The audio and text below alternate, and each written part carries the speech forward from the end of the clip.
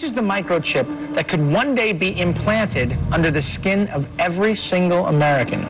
We have a Florida family who are really pioneers in a brave new world. They have volunteered to be the first ever to have microchip identification devices implanted into their body. After 9/11, I was really concerned with the security of my family. Top CFR Lieutenant Diane Sawyer for 8 minutes sat there in a sickening fashion with this poor, pathetic family as they discussed how they were all taking microchips because they believed in America and wanted to stop the terrorist. Ladies and gentlemen, this is something out of a science fiction horror movie. They're taking chips because they stand with the mother government. I'm living in Nazi Germany Twilight Zone. Now politicians are announcing that they want to get chipped.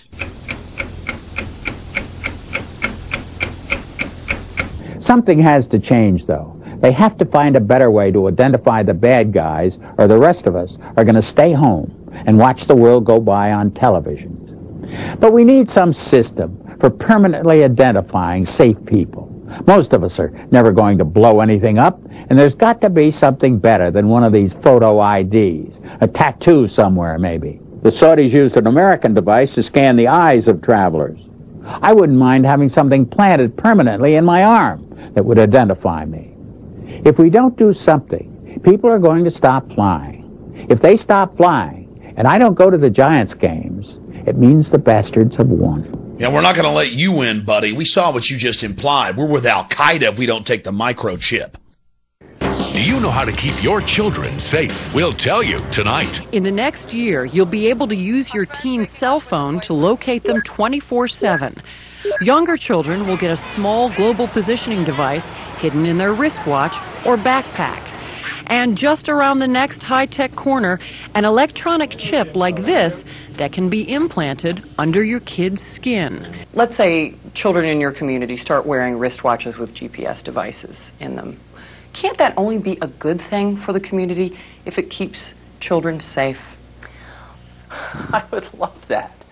I mean, what's a parent's fear? I think it's a parent's obligation to ensure that their children have a chance to mature, to grow, to realize their potential.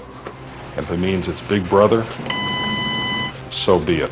You got to do what you got to do to keep your kids safe. Civil libertarians, eat your hearts out. Civil libertarians, eat your hearts out. Applied digital solutions could track human beings by satellite. All right, we got the Van Dams, we got this little girl Elizabeth Smart, we got this girl in Pennsylvania, we got Samantha Runyon, we got this other little girl, one after another, after another, after another, after another. And parents around America saying, we can't even allow our kids to play in the front yard. Is there anything, technologically speaking, that they can do that could help in a situation like a kidnapping? Is there, for example, a microchip, a watch, a tracking device we can use for our kids? We are working on a product that we have called internally a PLD. PLD stands for Personal Locating Device, which is an implantable GPS for which our company owns a patent and can be implanted surgically in the clavicle area of a child or someone that you are interested in tracking. It is the first implantable microchip for humans that has multiple security, financial, and healthcare applications. One thing I would just suggest, I'm just an outside, soon-to-be investor. I love this idea, by the way, Scott. I think this is great. Thank you, Sean. Put it in earrings, put it in a cross, make it smaller, maybe not implantable, and I think let parents choose. It's not the government, so I like it. But we're currently working on those applications. Good. And I hear music, so thank you for having me. Give me a cut, Scott. No, I'm kidding. all the best. Thank you. Thank I think you. it's a great product. I really do. Fort Worth Star Telegram. Fearful parents turn to privacy devices. Gets into the microchips.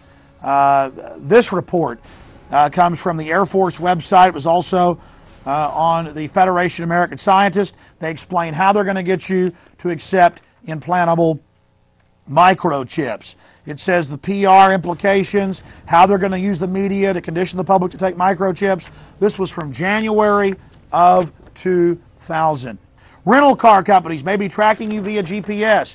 And now they've admitted that most new cars have satellite tracker boxes already in them. They've started taxing people in England with the satellite tracker boxes. And I've read the federal documents where they plan to start taxing and tracking us with satellite tracking boxes in our cars here as well.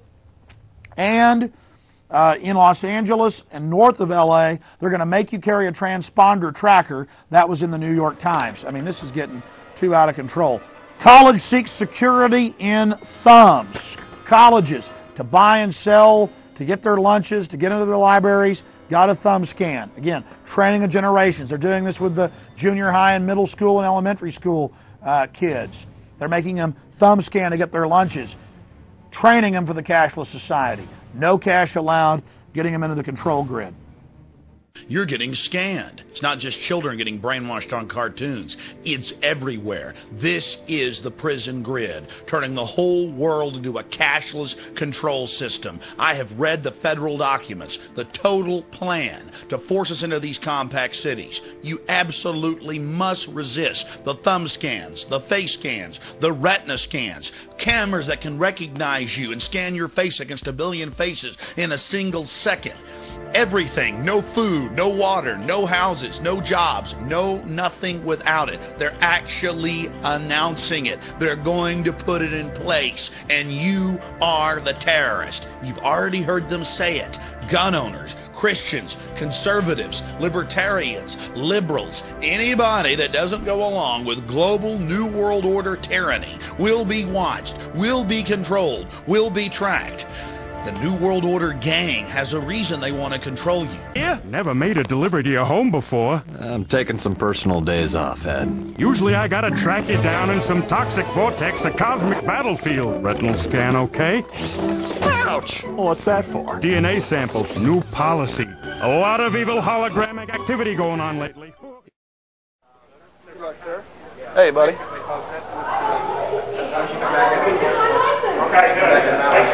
Hey, Jim. How you doing, Ellinger?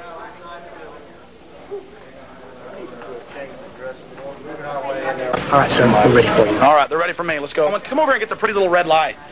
Come on. Isn't that pretty? And they'll put a nice little clinic in here in the next few years for urine and blood testing like Clinton wants. What do I have to hide? I'm a criminal. There we have it. Nice little pretty red light. Get that, Mike.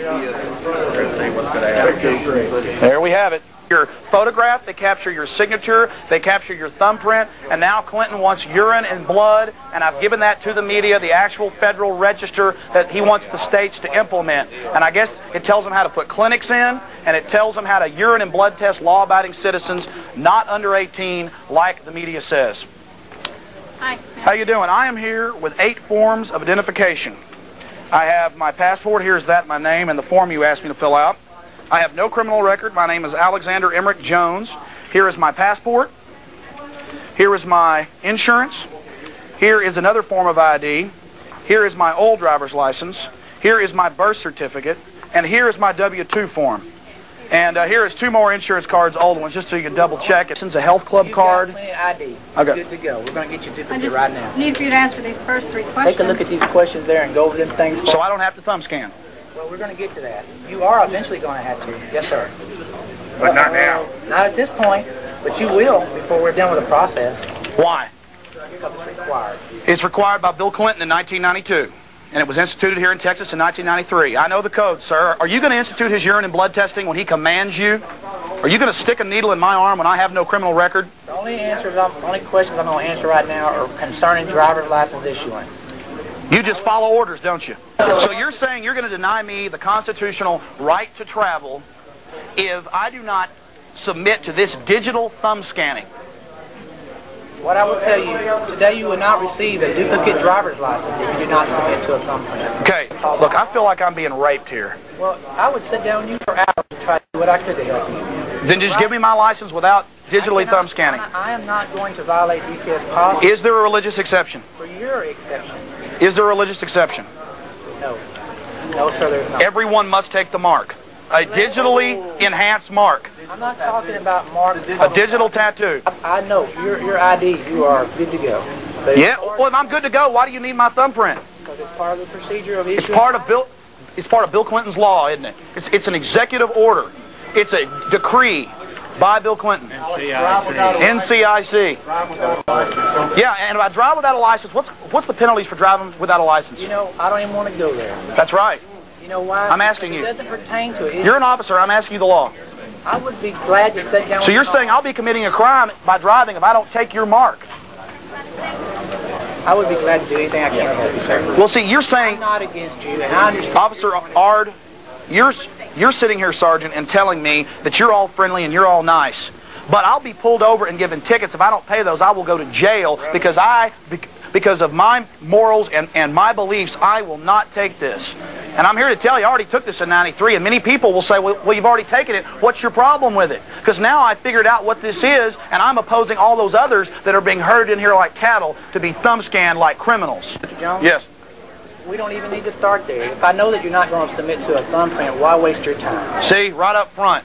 They will drop, and people are being turned away all day here. So you're saying I pay my taxes, I'm raped by the IRS, which is criminal. You know, it's well known. And you heard the keyword submit. Submit. He just said I must submit. Hey, the lady down the counter. I'm telling you, I've never been to jail. I don't know. What do you want me to do for you? I want you to give me my driver's license.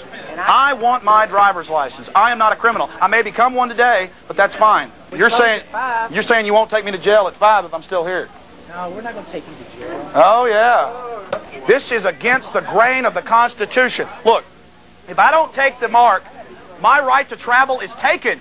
You're taking my rights and telling me that it's no big deal? And now you want a urine and blood test. Bring me the document. Who has the urine and blood testing document? I need it. I'm going to pass these out to people. Ladies and gentlemen, the Federal Register, Bill Clinton, urine and blood testing plan for you. Tell your friends about it. We have got to stand against this. The states are preparing to implement this plan. This is not a joke. This is not the entire document. It gets worse. Ladies and gentlemen, it's a joke to them. Only Coach Penders matters. Only diversions like Rome, the gladiators. If I don't take this, will I not be penalized for not having a driver's license, by not being able to cash a check, by being given tickets that if I don't pay those tickets, I'll be taken to jail. I can't travel out of state. I can't get on board an airplane. And the media is talking about thumb scanning to travel. You're working with the foreign banks and the military-industrial complex. This is all their idea. Read the Military War College from 1968. They planned this. Just because you lay around doesn't mean it's not true. This is not a publicity stunt. I was a lot happier years ago before I got into all this garbage. I'm sick of sheep laying down. I wish you'd get up and do something. Makes me want to vomit. Our forefathers went to World War II and World War I and fought in the Civil War to end slavery, and it means nothing to y'all. We're a bunch of yellow-belly weaklings. I'm sick of it. I'm sick of people laying down like a bunch of jellyfish and rationalizing what's going on. People ought to be ashamed of themselves. My brother's a cop. Gold star in the arm and be quiet. Yes, exactly. Now look very carefully at Mike Cox. He is head public information officer for all of Texas for the DPS.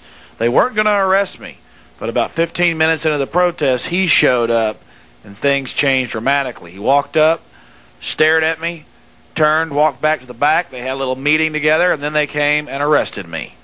Yeah, right. If you leave now, I will be forced to arrest you. Sir, I'm here to get a driver's license. I have never had a criminal record. It's time to go. Here I go. Get my stuff for me. 45 patients.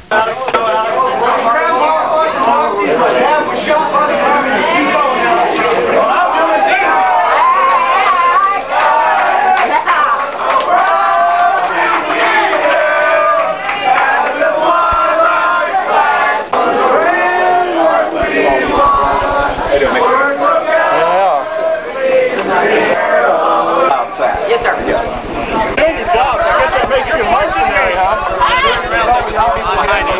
Paid mercenaries, huh? Got the black gloves on. Yeah, he's got his black gloves on. I guess that makes him tough. I guess that makes him look like a real well-paid mercenary there. Well, he has to do a show tonight. Hey! Yeah, they're pushing everybody. They're pushing this. It's getting ridiculous here. All my tax dollars pay for this building. Yeah, he's got a couple of bags.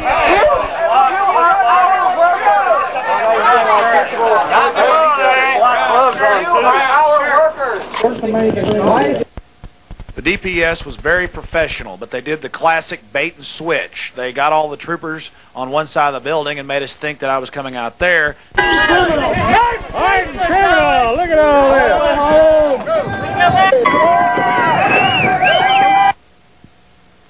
I hope we've painted you a picture of what's really happening here in the nation.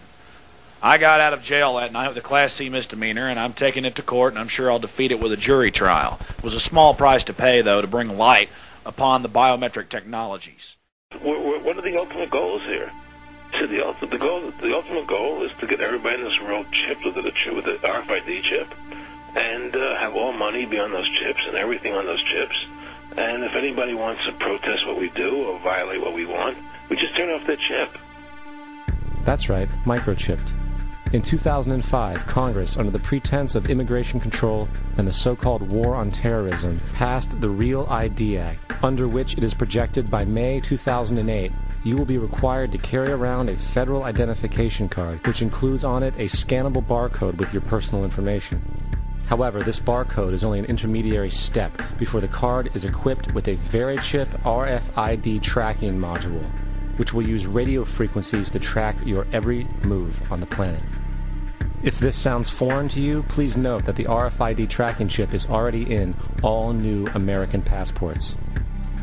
And the final step is the implanted chip, which many people have already been manipulated into accepting under different pretenses. We have a Florida family who are really pioneers in a brave new world. They have volunteered to be the first ever to have microchip identification devices implanted into their body. After 9/11, I was really concerned with the security of my family. I wouldn't mind having something planted permanently in my arm that would identify me. In the end, everybody will be locked into a monitored control grid where every single action you perform is documented. And if you get out of line, they can just turn off your chip, for at that point in time, every single aspect of society will revolve around interactions with the chips. This is the picture that is painted for the future if you open your eyes to see it. A centralized one-world economy where everyone's moves and everyone's transactions are tracked and monitored, all rights removed. The most incredible aspect of all, these totalitarian elements will not be forced upon the people. The people will demand them. For the social manipulation of society through the generation of fear and division has completely detached humans from their sense of power and reality. A process which has been going on for centuries, if not millennia. Religion, patriotism, race, wealth, class, and every other form of arbitrary, separatist identification and thus conceit has served to create a controlled population, utterly malleable in the hands of the few. Divide and conquer is the motto, and as long as people continue to see themselves as separate from everything else, they lend themselves to being completely enslaved. The men behind the curtain know this, and they also know that if people ever realize the truth of their relationship to nature and the truth of their personal power, the entire manufactured zeitgeist they prey upon will collapse like a house of cards.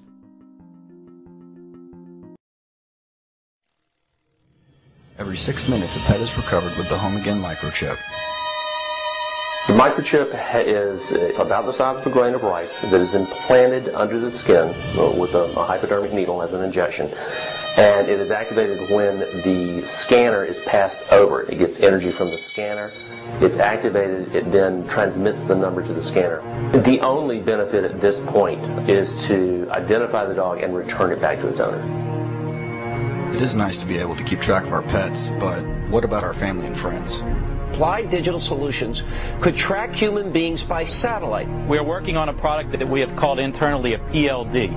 PLD stands for Personal Locating Device, which is an implantable GPS for which our company owns a patent. The first implantable microchip for humans and can be implanted surgically in the clavicle area of a child or someone that you are interested in tracking. Whose pet are you?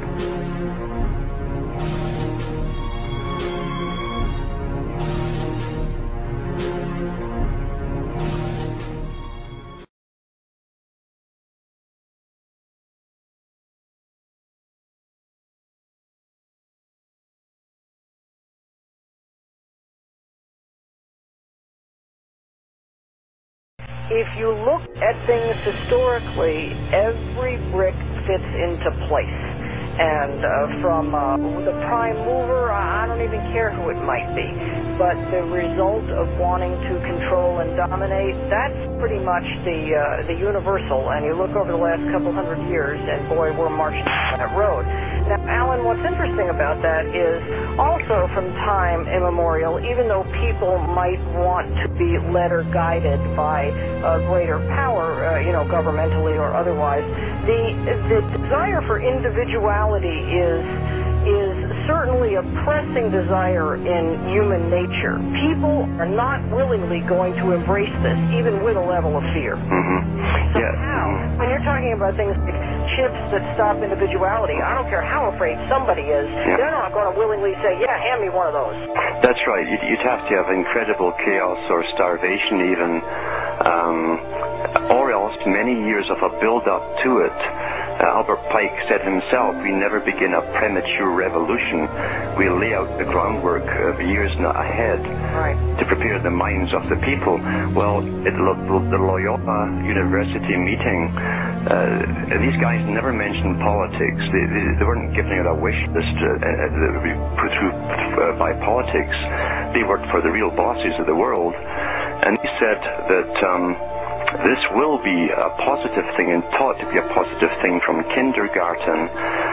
It said through novels, through cartoons, movies, etc. is a positive thing to advance towards.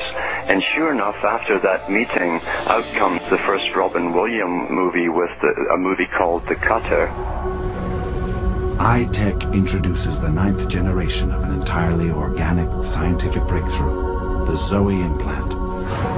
There you are. There's the chip in the brain, and it's going to be a nice thing. You can have a deceased family member's chip removed, downloaded, to see through his eyes as he grew up, etc. All that you see with your eyes and all that you hear with your ears will be preserved so that it can be experienced by loved ones you leave behind. And now they've got it in cartoons for the children, where they'll be superheroes and have all these special powers. And in other words, they're going to give you a virtual reality. That's how they're going to sell it to the public. Some scientists predict that in the future we'll have a memory chip. We'll be able to file away and store memories and vastly improve our memory. Maybe one day we'll have a vision chip, which could help victims of strokes and accidents. And some scientists predict that one day we could even have a thinking chip. A thinking chip. A thinking chip. A thinking chip. He says, but the next step was this active chip, which they've tested out for many years. Implanted in the brain. In the brain? In the brain. Just like the Matrix movie, you know. Like everyone else, you were born into bondage. Born into a prison that you cannot smell or taste or touch. A prison for your mind. Merging our minds with machines may sound like science fiction, but it's already happening. Much of what we've considered science fiction and fantasy is in fact true, and then when people realize that, now we get a different situation. In the late 1800s, the Rothschilds created a foundation in England to encourage authors to write about certain topics which the Rothschilds supplied. So they were trying to start off science fiction writers. And of course Tavistock later gave the term to this process, where you read novels, now it's watching movies, but then it was novels aimed at the young, to make those young people excited about this imaginative future that could be brought forth. And Tavistock calls it predictive programming. Programming, there you go. So that's what all fiction really has been for, from then on at least, and maybe even before. It was frightening as hell just to read that. I mean, we're barely prepared for microchips in the arm and don't want it. Yeah. But in terms of in the brain, that's so beyond chilling that it's almost incomprehensible that it would get there without massive outcry. Now, it almost seems like the generation that is here now, you and I, we've got to be off the planet before they can pull that off. They would love that, and that's the way it was worded in the 600-page the documentation that came out, which I have. I got someone to go into the university's website and get it all before they took it down. And the guy from Tokyo that helped to design this latest model, because they've tried it since the 1960s on unsuspecting victims. It has a coating on it which literally interfaces with your genetic material, so you can't simply cut it out. Right. And it also interfaces in such a way that it attaches itself to the cortex, the little neurons in your brain. And they said this will be the end of individuality as we know it.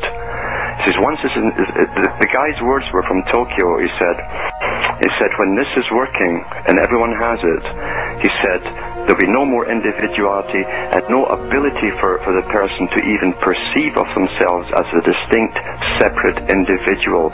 He said, think of it more like the beehive, and that the beehive has, for thousands of years, has been the high occultic symbol to the perfect system. He said, you'll hear people's whispers of their thoughts going through your mind back to the central computers, and from the computers back to the people, a constant buzz in your head of thoughts. He says, but it will be impossible for a person to even begin to think of themselves as a distinct, separate entity.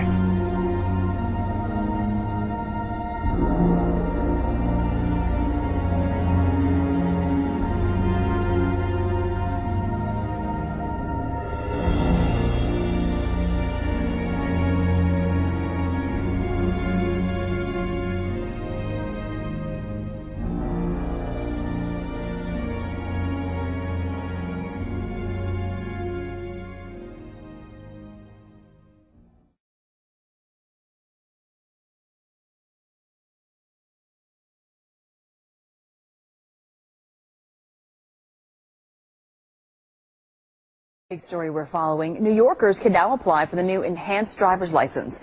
News 4's Melissa Holmes is live at the Peace Bridge with the latest. Melissa? Well, Lisa, they've only been available for a couple of hours, but already more than 100 New Yorkers have applied for the new enhanced driver's license.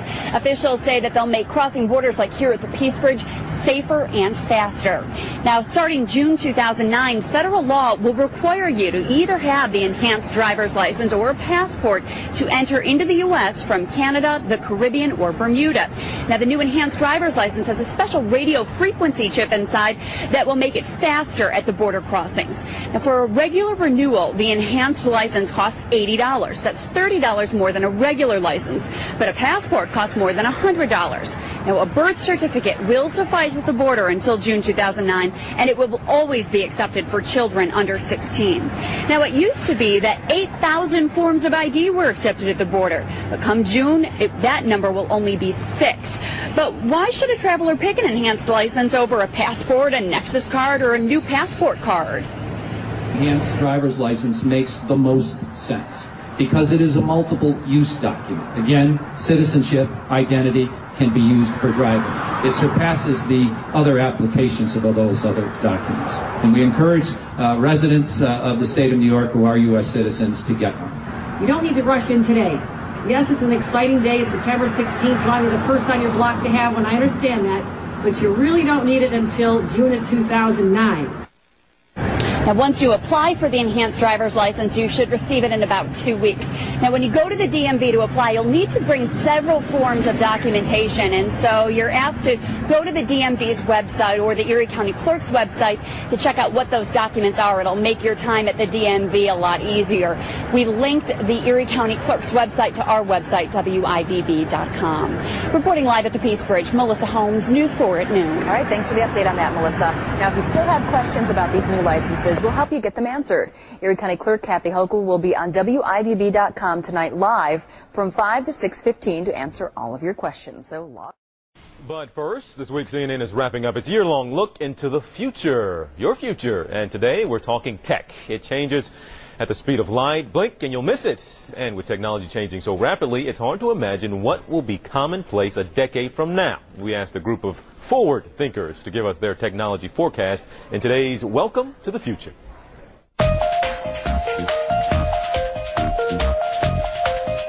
Instead of carrying credit cards or money, we will probably be implanted with chips that serve as our credit card and debit card, and that, when we check out at the grocery store, we'll be swiping our own arm over the scanner, and that will be something we feel we can't live without.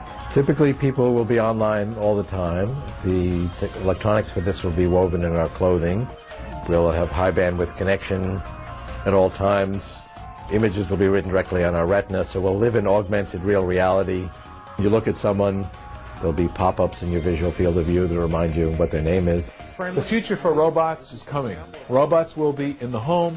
Robots will be in the streets. They'll certainly be in the hospital. They'll probably be in the police department. Maybe they'll solve some of the problems that us humans have not been able to solve about better planetary management, conflict, wars, and maybe even be able to negotiate to help us deal with some of the problems that for millennia we have not been able to resolve.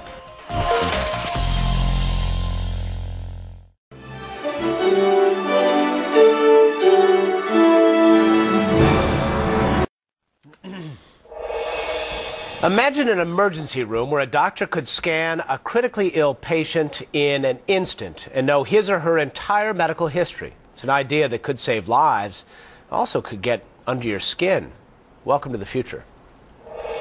My name is Denise L. Pease. I'm 52 years old. I was in the back of what we call gypsy cab. I remember headlights coming towards me, and in 5 seconds my whole life changed.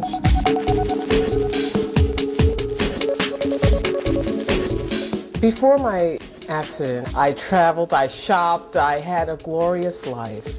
I don't travel as much as I used to. I'm pretty much homebound. This is my pouch. This is my little lifeline. In case I have a seizure, everything I need is in here. The problem is there needs to be something more than this, because not everyone would know to look inside of this packet for my information. What would help me is if there was some way that wherever I went in the world, that whatever medical facility I went to, a doctor could access my medical records and know how to treat me in case of a crisis. Like 2 million other Americans, Denise is an epileptic. When a seizure strikes suddenly, the doctors in the ER need answers, and fast. Now imagine a device that could tell them all they need to know about any medical condition you have in a matter of minutes, at any hospital, anywhere in the world. Sound far-fetched? It's closer than you think.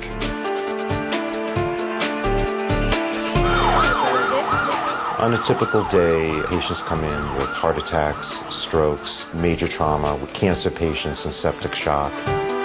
You name it, we have it. What might improve the odds for some of those patients at New Jersey's Hackensack University Medical Center is this. That tiny chip Dr. Joseph Feldman, head of the hospital's trauma unit, holds in his hand. It's a radio frequency identification, or RFID tag. The same technology used to tag animals to help reunite a pet with its owner. RFID has now won Food and Drug Administration approval for use in humans. RFID technology is very attractive to emergency departments. It enables people to quickly identify not only who the person is, but what their medical history is. And what would normally take hours sometimes can take a matter of minutes. How does it work?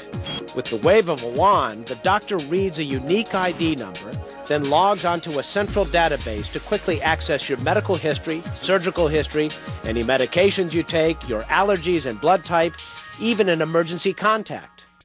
So far, fewer than 100 patients are wearing an RFID medical chip in the U.S., and its $200 cost is not covered by insurance, yet. But 65 American hospitals have agreed to implement the technology, and the company that makes the chip expects that number to grow to 200 by the end of the year. If I had the chip, I could travel all over the world. That would give me the freedom of living a life without bounds. Now, the chip would be implanted in the upper part of your right arm, and it's just a number on the chip. It doesn't actually have your medical data on there. It has to be compared. That number has to be entered into a secure database, so a hacker couldn't randomly scan you and see your files. So with that. That's kind of an interesting concept, isn't it? Yeah. So fascinating.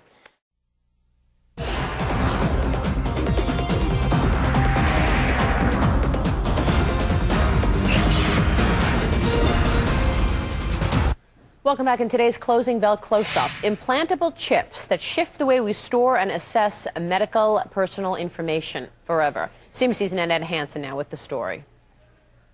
To put it bluntly, The medical application of VeriChip allows the chip to talk for you when you can't talk. This cylinder-shaped chip, made by Applied Digital, still in its infancy, has been surgically injected into the upper right arm of 1,000 people around the world. That number is likely to change drastically with the FDA's recent approval. This is how it works. The chip contains a 16-digit code that can only be accessed by a handheld scanner, made by Applied Digital's sister company, Digital Angel. That number then connects the ambulance driver or emergency room technician to a database that holds the customer's medical information.